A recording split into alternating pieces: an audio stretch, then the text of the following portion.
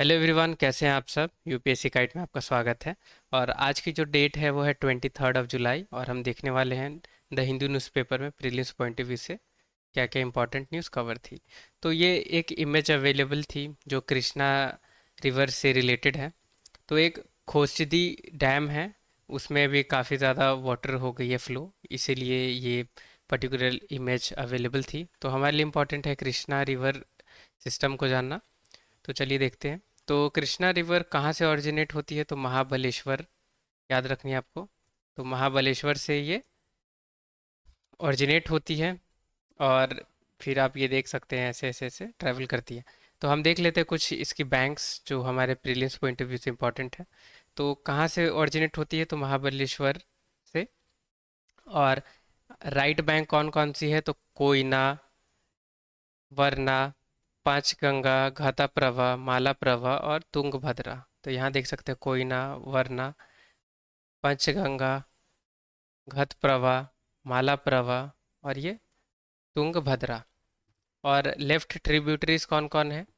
तो दूनी, फिर इधर हम देख सकते हैं भीमा, दांडी, मूसी, मुनेरू। राइट। तो ये लेफ्ट ट्रिब्यूटरीज हैं कृष्णा रिवर की। हम थोड़ी मैप में और डिटेल देख लेते हैं कृष्णा रिवर आखिर है कहाँ, क्योंकि यहाँ तो हम देख पा नहीं समझ पा रहे। राइट।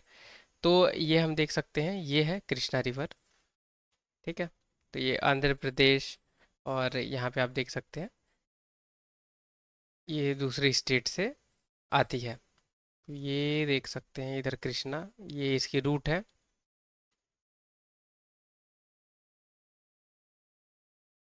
और बाकी रिवर्स भी देख सकते हैं, इसके ऊपर है गोदावरी। राइट, ये है गोदावरी। और ये है भीमा। यहाँ पे और हम देख सकते हैं जैसे पेनार नदी, पल्लार नदी, पोनियार नदी। इधर कावेरी हम देख सकते हैं। राइट। और प्रियार नदी यहाँ पे है केरला में। तो ये सारी कुछ कुछ रिवर्स हैं। और भी रिवर्स हैं इधर आप देख सकते हैं। राइट। महानंदा है, इधर ताप्ती है, नर्मदा है, बेतवा, बानस, माही, पार्वती। तो ये सब बाकी रिवर्स है। अब निपा से रिलेटेड न्यूज़ है। तो हम देख लेते हैं निपा वायरस क्या है। तो ये इन्फेक्शियस निपा वायरस जो है, ये वायरल इन्फेक्शन है। और होती कैसे है? तो आपको पता होगा कि ये फ्रूट बैट्स की वजह से होती है। राइट। तो निपा वायरस है, ये आरएनए टाइप वायरस है। आपको याद रखनी है कि ये डीएनए टाइप वायरस नहीं है, आरएनए वायरस है। जो नॉर्मली सर्कुलेट किसके द्वारा होती है? तो फ्रूट बैट्स के द्वारा होती है। It can be both spread between people and from other animal to people. यानी पीपल टू पीपल भी हो सकती है स्प्रेड, और एनिमल टू पीपल होती ही है। राइट। अभी तक कोई भी वैक्सीन या कोई स्पेसिफिक ट्रीटमेंट अभी निपा वायरस की अवेलेबल नहीं है, आपको ये ध्यान में रखना है।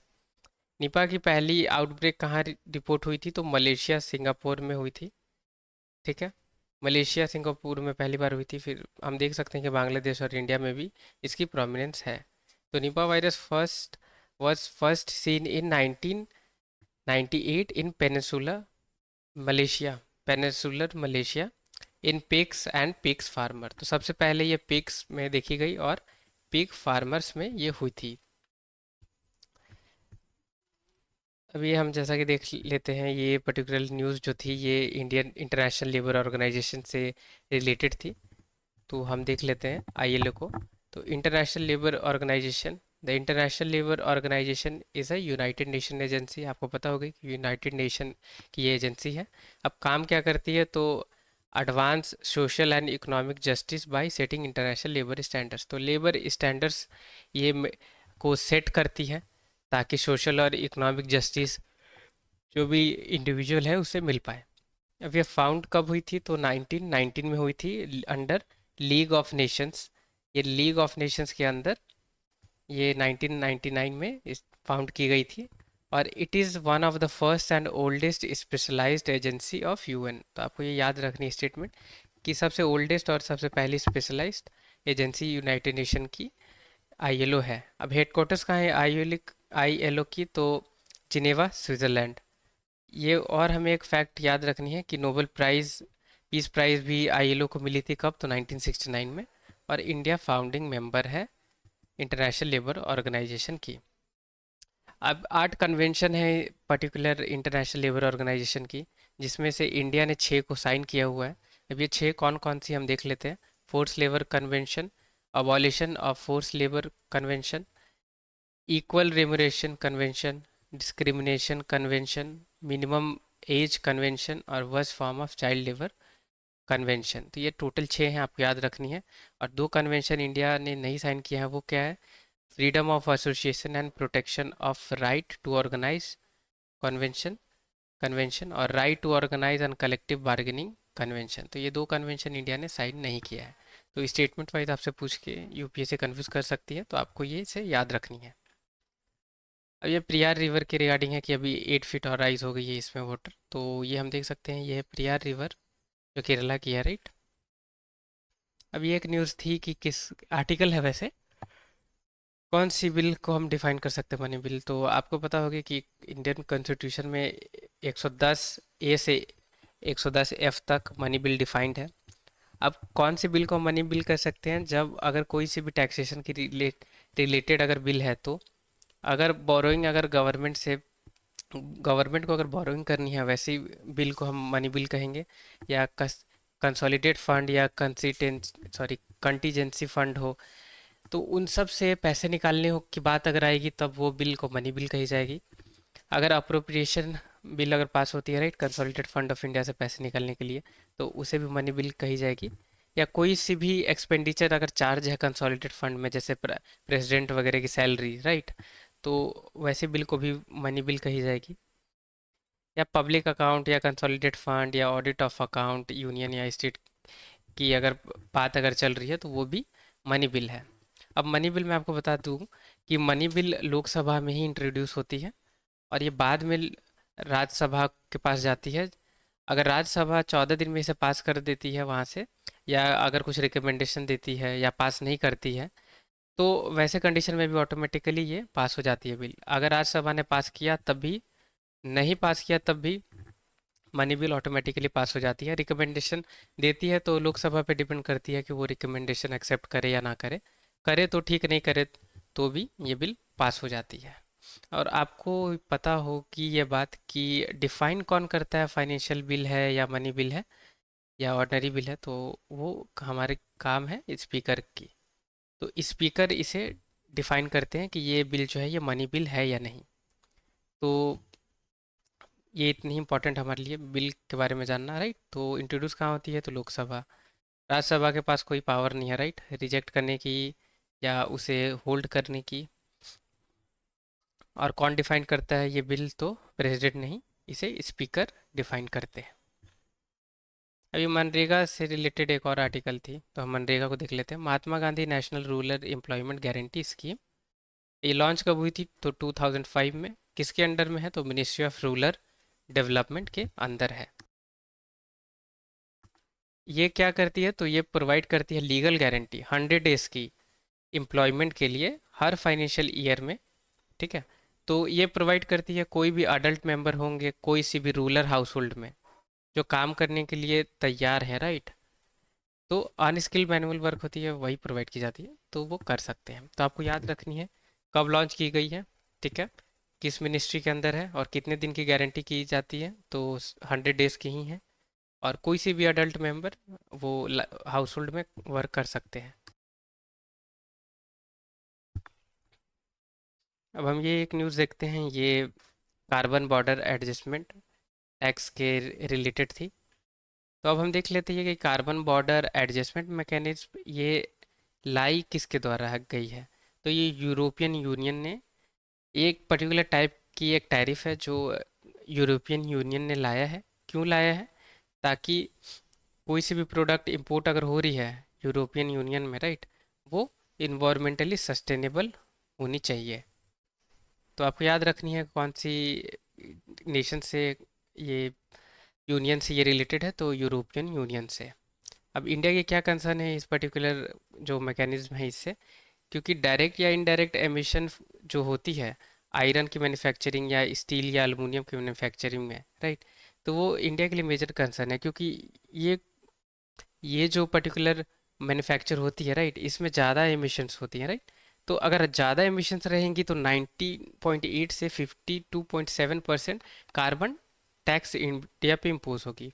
जिसके वजह से क्या, तो जिसकी वजह से क्या होगी कि इंडिया जो यूरोपियन मार्केट है, राइट, यूरोपियन यूनियन मार्केट में वहाँ पेनिट्रेट नहीं कर पाएगी, वहाँ पे वो ज़्यादा एक्सपोर्ट नहीं कर पाएगी। क्यों? क्योंकि ये पर्टिकुलर इतनी ज़्यादा टैक्सेस लगेंगी तो राइट प्रॉफिट नहीं होगी इंडिया को। तो इंडिया यूरोपियन यूनियन, आपको पता होगी कि बहुत बड़ी कंट्रीज़ की यूनियन है, राइट, बहुत सारी कंट्रीज है इसमें।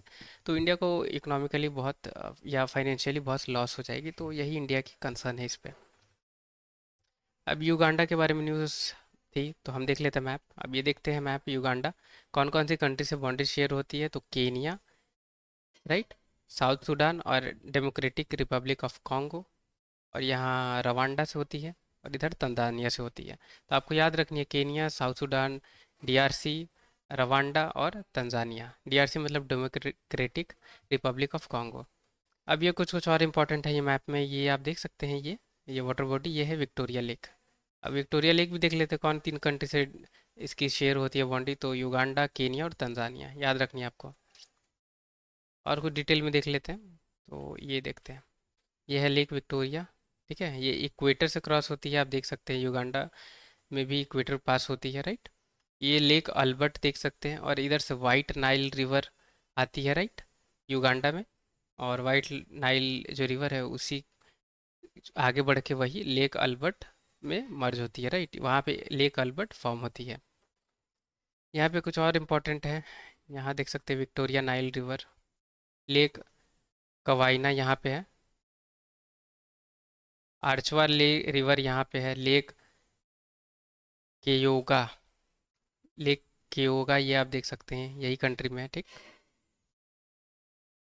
ये सारी कुछ इंफॉर्मेशन है हमारे यूपीएससी पॉइंट ऑफ व्यू से।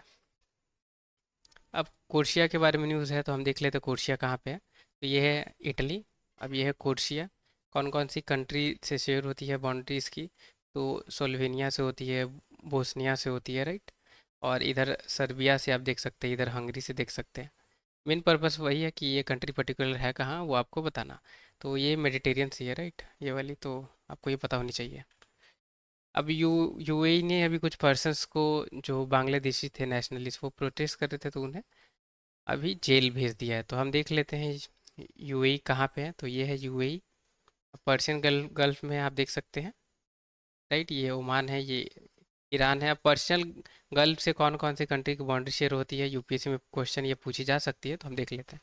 ईरान की होती है, कुवैत की होती है, यहाँ देख सकते हैं आप, इराक की होती है, बहरीन, कतर, यूएई, ठीक है। तो याद रखनी है ये, पर्शियन गल्फ से रिलेटेड अगर क्वेश्चन आ रही है तो आप सॉल्व कर पाएंगे उसे, राइट। अब इसराइल में आपको पता होगा कि वहाँ काफ़ी ज़्यादा कन्फ्लिक्ट्स है, राइट। तो मैप एक बार देख लेते हैं। तो ये देखिए, ये है इसराइल, कौन कौन सी कंट्री से बाउंड्री शेयर होती है। तो इजिप्ट, जॉर्डन, सीरिया, लेबनन, ये मेडिटेरियन सी है। या वेस्ट बैंक में पैलेस्टीनियन रहते हैं, ये गाज़ा स्ट्रिप है, गाज़ा है जहाँ पे हमास इस्लामिस्ट ग्रुप रहते हैं, राइट। ये गोलान हाइट्स है, ये लेक हुल्ला है, ये डेड सी है, ये सी ऑफ गलीली है, ये गल्फ ऑफ अकाबा है जो रेड सी से कनेक्ट होती है। और आपको पता होगी कि अभी काफ़ी ज़्यादा यहाँ पे कन्फ्लिक्ट चल रही है, राइट। और अभी हौती रिबिलियंस जो हैं, जो यमन के हैं, उन्होंने अभी इसराइल पे भी अटैक करने की कोशिश की थी, राइट। अब हम देख लेते हैं कुछ MCQ. Among the following who are the eligible to benefit from the Mahatma Gandhi national rural employment Guarantee Act, ये 2011 की प्रीलिम्स के क्वेश्चन है। ऑप्शन है adult member of only the schedule caste and schedule tribes household. Option B adult member of below poverty line household. Option C adult member of household of all backward communities. Option D adult member of any household. तो video pause करके आप इसकी correct answer मुझे comment box में बताएं। ठीक है, तो इसकी करेक्ट जो आंसर है वो है डी, क्योंकि हमने अभी देखा कि वहाँ कोई क्राइटेरिया मेंशन नहीं थी, ठीक। कोई सी भी हाउस होल्ड के मेंबर अगर अडल्ट हैं और वो वर्क करना चाहते हैं, राइट, तो वो कर सकते हैं। और कितने दिन के लिए गारंटी की गई है, 100 डेज की एम्प्लॉयमेंट गारंटी की गई है, राइट। और कब लाई गई थी, तो 2005 में। एक और ये इम्पोर्टेंट है, recently Bekaa Valley was in news, where Bekaa Valley is relate located. Option A Israel, option B Lebanon, option C Syria, option D Iraq. तो वीडियो पॉज करके आप कमेंट बॉक्स में मुझे इसके आंसर बताएं। तो इसकी जो करेक्ट आंसर है वो है ऑप्शन बी, लेबनान। लेबनान में ये वैली है, न्यूज़ में थी, हम देख लेते हैं। ये लेबनान की मैप है, और ये आप देख पा रहे हैं, ये बी का वैली यहाँ पे है, ठीक है। और ये इधर मेडिटेरियन में चली जाती है। कुछ कुछ और इम्पोर्टेंट जैसे ओरेंटिस रिवर है या लिथानी रिवर, ठीक है। तो थैंक यू सो मच, आज के लिए इतना ही। अगर वीडियो पसंद आई होगी तो लाइक ज़रूर करें, और चैनल पे नए हैं अभी तक सब्सक्राइब नहीं किया है तो प्लीज़ सब्सक्राइब करें। टिल द टाइम के लिए take care, have a great day ahead.